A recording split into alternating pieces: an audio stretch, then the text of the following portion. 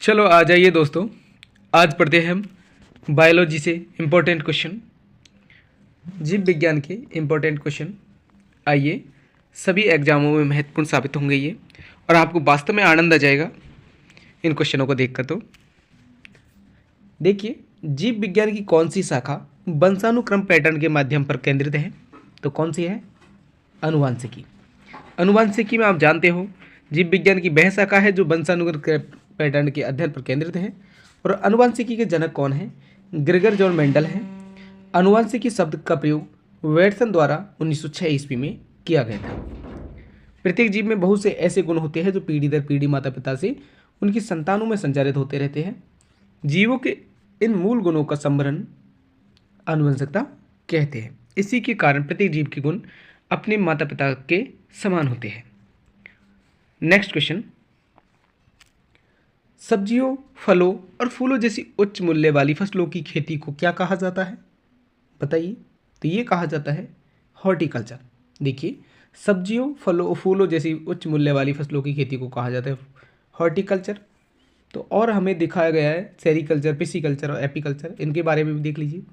Sericulture अपना रेशम कीट से संबंधित है, पिसीकल्चर अपना मछली पालन से संबंधित है, और एपीकल्चर अपना मधुमक्खी पालन से संबंधित है। कोशिकाओं के अध्ययन को क्या कहा जाता है? तो कोशिकाओं के अध्ययन को साइटोलॉजी कहा जाता है। क्या कहा जाता है? साइटोलॉजी कहा जाता है। देखिए इसके बारे में, कोशिकाओं के अध्ययन को क्या कहा जाता है? साइटोलॉजी कहा जाता है।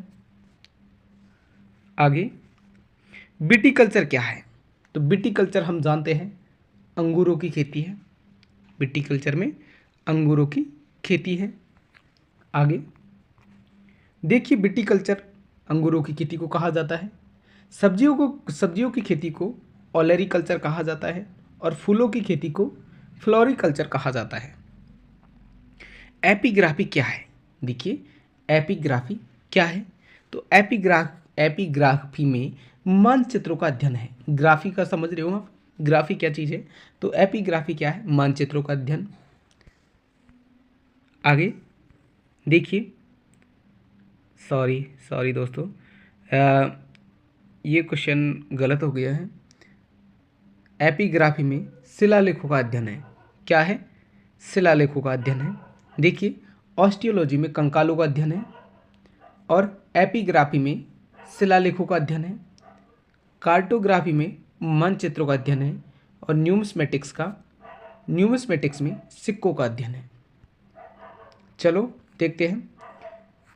तो याद रखना, एपिग्राफी में क्या है? शिलालेखों का अध्ययन। कंकालों का अध्ययन किस में होता है? ऑस्टियोलॉजी में। और कार्टोग्राफी में मानचित्र का अध्ययन है। न्यूमिस्मेटिक्स में सिक्कों का अध्ययन है।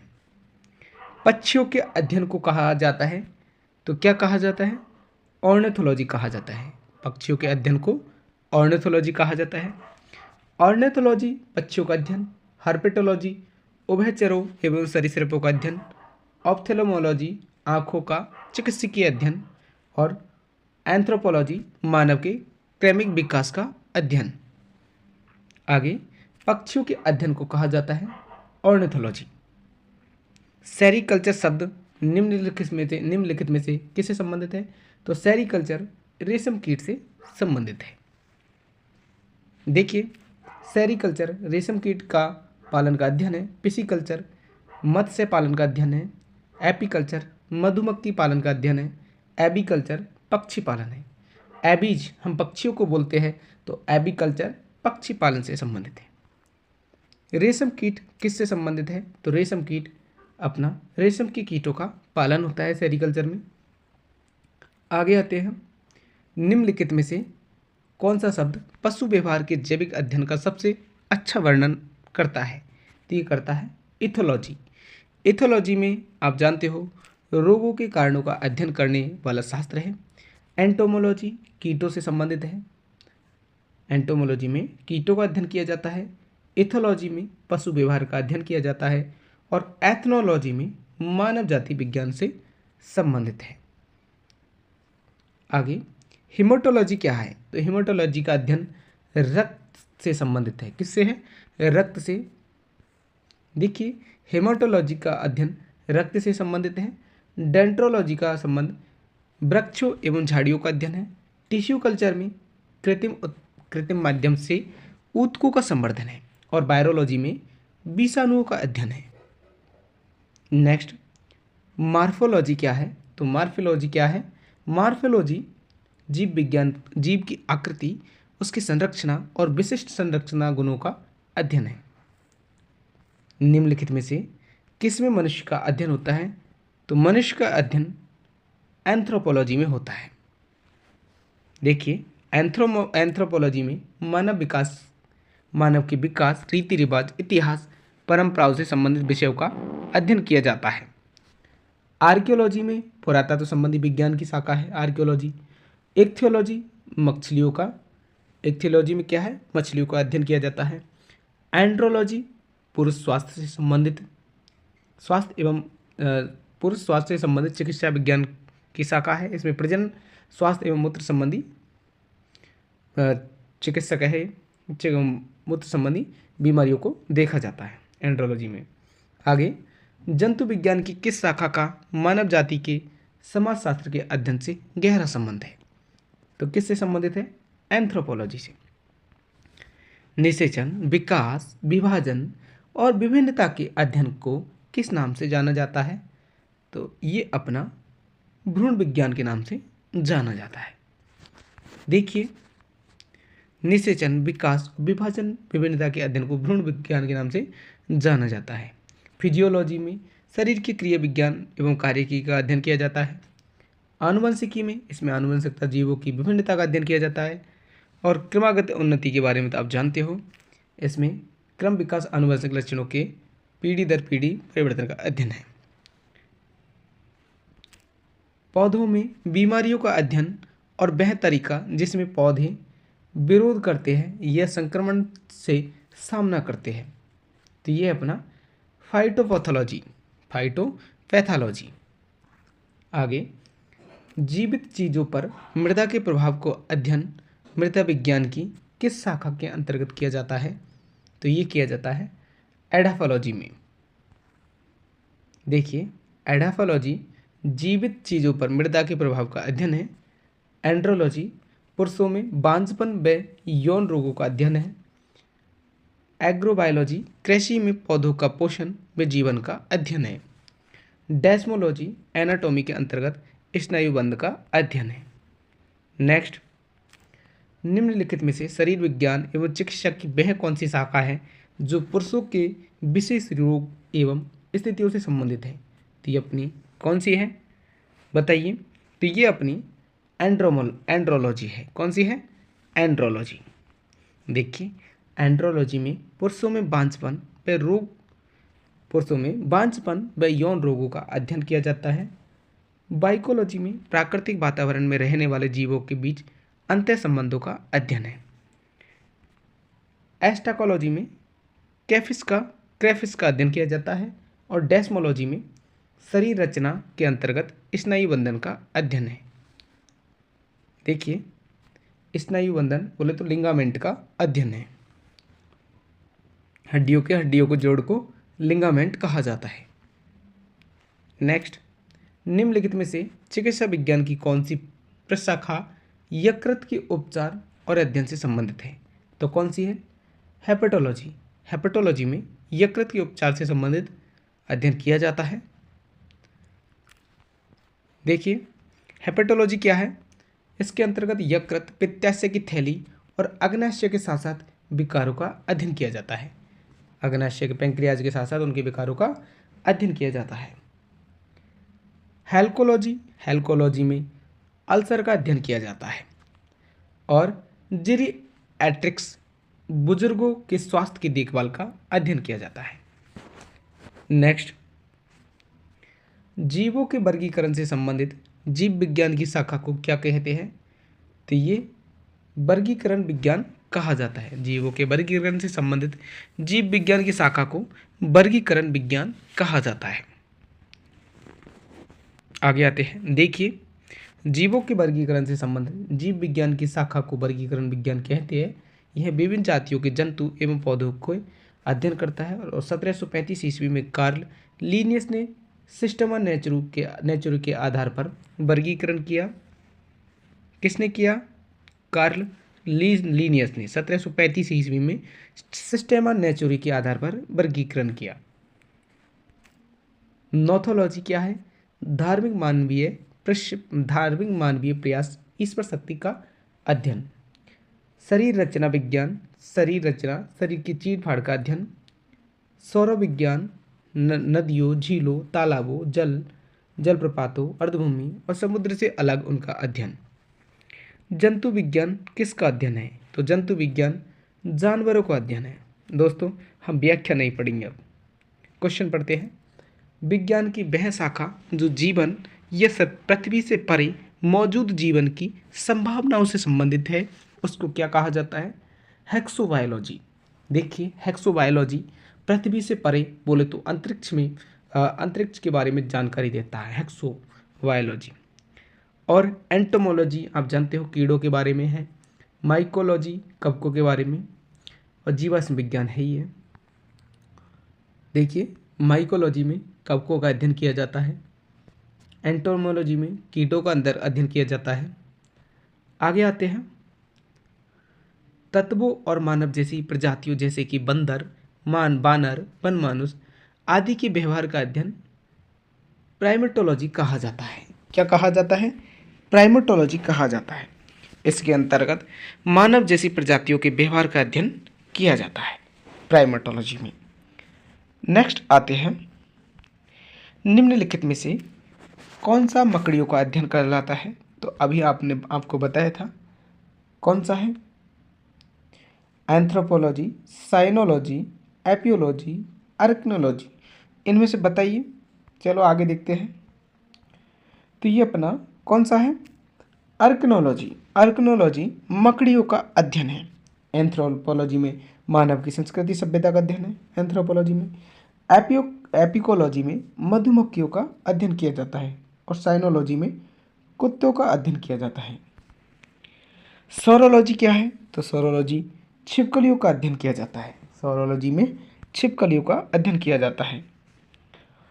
आपको पता है एंटोमोलॉजी में कीटों का अध्ययन किया जाता है। और सर्पेंटोलॉजी में सर्पों का अध्ययन किया जाता है।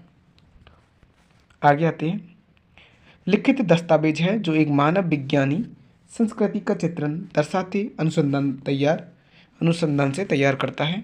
तो ये अपना कौन सा है? एथनोग्राफी। एथनोग्राफी में लोगों और संस्कृति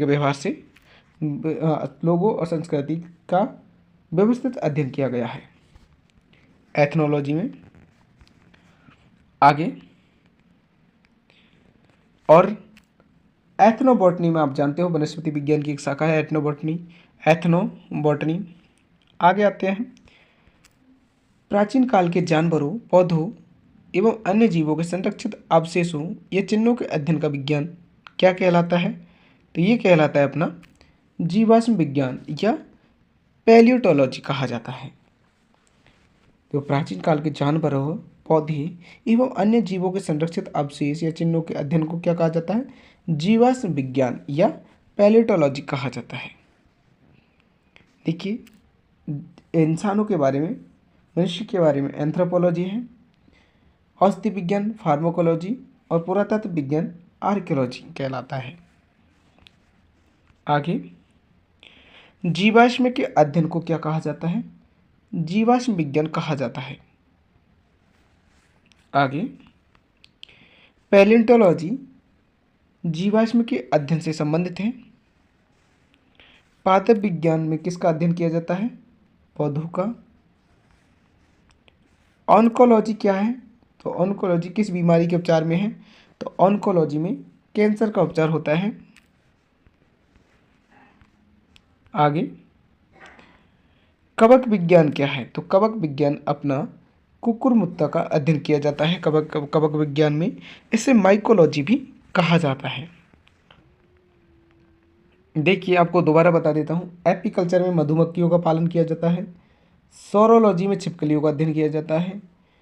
इक्थियोलॉजी में मछलियों का अध्ययन किया जाता है। और ऑर्निथोलॉजी में पक्षियों का अध्ययन किया जाता है। माइकोलॉजी में अध्ययन कवकों का किया जाता है। किनका?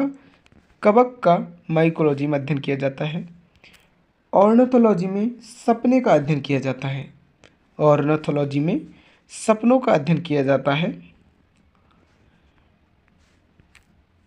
टॉक्सिकोलॉजी, आप जानते हो टॉक्सिक जहर होता है, तो टॉक्सिकोलॉजी में जहर का अध्ययन किया जाता है। आगे टैक्सोनॉमी, टैक्सोनॉमी क्या है? तो टैक्सोनॉमी जैव विविधता से संबंधित है। टैक्सोनॉमी जैव विविधता से संबंधित है। बायोसिस्टेमेटिक्स का उद्देश्य क्या है? तो बायोसिस्टेमेटिक्स का उद्देश्य है अध्ययन के सभी क्षेत्र से विभिन्न मानकों की समग्रता पर उनके विकासवादी इतिहास और उनके फाइलोजेनी की स्थापना के आधार पर जीवों का वर्गीकरण। नेक्स्ट, विभिन्न प्रकार के ऊतकों के अध्ययन को क्या कहा जाता है? तो उसे ऊतक विज्ञान कहा जाता है। नेक्स्ट आते हैं जानवरों के उनके पर्यावरण के साथ संबंधों के अध्ययन को क्या कहा जाता है? तो उसे इकोलॉजी कहा जाता है। जानवरों के उनके पर्यावरण के साथ संबंधों के अध्ययन को इकोलॉजी कहा जाता है। नेक्स्ट आते हैं कोशिका सिद्धांत। कोशिका सिद्धांत संरचना कार्य। जंतु कोशिका, एनिमल सेल। आइए, निम्नलिखित में से कौन सा कोशिकीय घटक अधिकांश प्रकेंद्रियों में मौजूद नहीं होता? तो कौन सा नहीं होता? केंद्रक झिल्ली। देखिए, कोशिका के केंद्रक का वह कोशिकीय घटक जिसकी अधिकांश प्राकेंद्रियाँ मौजूद नहीं होती, इसे केंद्रक झिल्ली कहते हैं। यह दोहरी परत की झिल्ली है जो केंद्रक को चारों ओर से घेरे रहती है, जिसमें से बाहरी झिल्ली अंतःप्रदब्बी जालिका से जुड़ी होती है, जिस पर राइबोसोम भी पाए जाते हैं। कोशिका में केंद्रक की खोज रॉबर्ट ब्राउन ने 1831 ईस्वी में की थी, जो कोशिका का नियंत्रक केंद्र होता है। आगे, कोशिका का नियंत्रक केंद्र कौन सा? नियंत्रक केंद्र क्या होता है? केंद्रक होता है मानव कोशिका में ग्लूकोज के विघटन द्वारा ऊर्जा का निर्माण होता है। ग्लूकोज के विघटन के लिए इनमें से किसकी आवश्यकता होती है? तो ये होती है ऑक्सीजन की। ग्लूकोज के विघटन के लिए ऑक्सीजन की आवश्यकता होती है। आगे, अधिकांश कोशिकीय प्रक्रियाओं के लिए ऊर्जा मुद्रा क्या होती है? तो ऊर्जा मुद्रा आप जानते हो एटीपी को कहा जाता है, एडिनोसिन ट्राइफॉस्फेट को। एटीपी का फुल फॉर्म होता है एडिनोसिन ट्राइफॉस्फेट। तो अधिकांश कोशिकीय प्रक्रियाओं के लिए ऊर्जा मुद्रा एटीपी होती है। इसमें ऊर्जा संचित रहती है, जरूरत पड़ने पर एटीपी से निकाली जाती है। किस कोशिकांग को कोशिका की आत्महत्या की थैली के रूप में जाना जाता है? किस कोशिकांग को कोशिका की आत्महत्या की थैली के रूप में जाना जाता है? ये जाना जाता है लाइसोसोम को। लाइसोसोम को आत्मघाती थैली भी कहा जाता है। इसे आत्महत्या की थैली के रूप में जाना जाता है क्योंकि इसमें हाइड्रोलिटिक एंजाइम पाए जाते हैं। लाइसोसोम का पीएच मान 4.5 से 5 अम्लीय होता है। आगे, कोशिका में 6 कार्बन वाले अणु ग्लूकोज के 3 कार्बन वाले अणु पाइरूवेट में विखंडन की प्रक्रिया कहाँ पर होती है? तो ये होती है कोशिका द्रव्य में। नेक्स्ट, कोशिका में 6 कार्बन अणु ग्लूकोज के 6 कार्बन अणु ग्लूकोज के 3 कार्बन वाले अणु प्राइवेट में विखंडन की प्रक्रिया कोशिका द्रव्य में होती है। कोशिका द्रव्य एक जेली जैसी पदार्थ है जो कोशिका झिल्ली एवं केंद्रक के बीच पाया जाता है। कोशिका के अन्य अथवा कोशिकांग कोशिका द्रव्य में ही पाए जाते हैं, जैसे माइटोकॉन्ड्रिया, गोल्गी काय और राइबोसोम। आगे आते हैं प्रोकैरियोटिक राइबोसोम की उप इकाई संरचना क्या होती है? तो प्रोकैरियोटिक और यूकैरियोटिक 2 प्रकार की होती है, जिसमें प्रोकैरियोटिक होते हैं अपने 50S और 30S।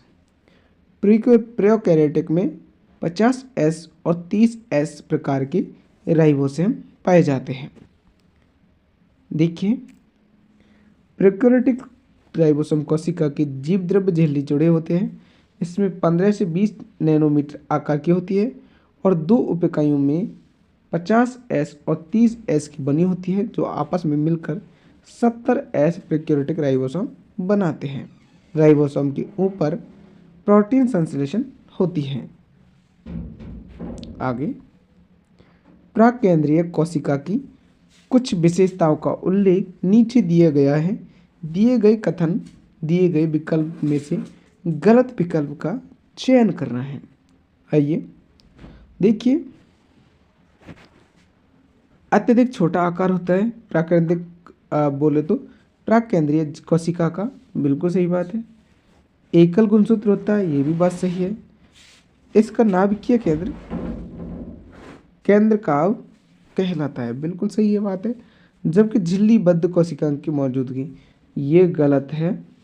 प्राकेंद्रीय कोशिका में देखिए, प्राकेंद्रीय कोशिका की प्रमुख विशेषता यह है कि अत्यधिक छोटा आकार की एकल गुणसूत्रीय होती है। इनका नाभिकीय केंद्र काव कहलाता है। प्रोकैरियोटिक जीव या प्रोकैरियोटिक ऐसे जीव को कहा जाता है जिनकी कोशिका झिल्ली बंद केंद्र में नहीं पाई जाती। नेक्स्ट आते हैं, जब एटीपी में टर्मिनल फास्फेट लिंकेज को जल के उपयोग द्वारा तोड़ा जाता है तो कितनी ऊर्जा मुक्त होती है? तो ये होती है 30.5 किलो मोल। आइए आगे, संश्लेषित अणु एटीपी का उपयोग कोशिका के अन्य सभी गतिविधियों को बढ़ावा देने के लिए किया जाता है। इन प्रक्रियाओं में एटीपी टूट जाता है, जो निश्चित मात्रा में ऊर्जा पैदा करता है, जो कोशिका में होने वाली ऊष्मशोषी अभिक्रिया को चला सकता है। इस प्रकार जब पानी का उपयोग करके एटीपी में टर्मिनल फास्फेट लिंकेज को तोड़ा जाता है तो 3.5 kmol बराबर ऊर्जा प्राप्त होती है, किलोमोल बराबर ऊर्जा प्राप्त होती है।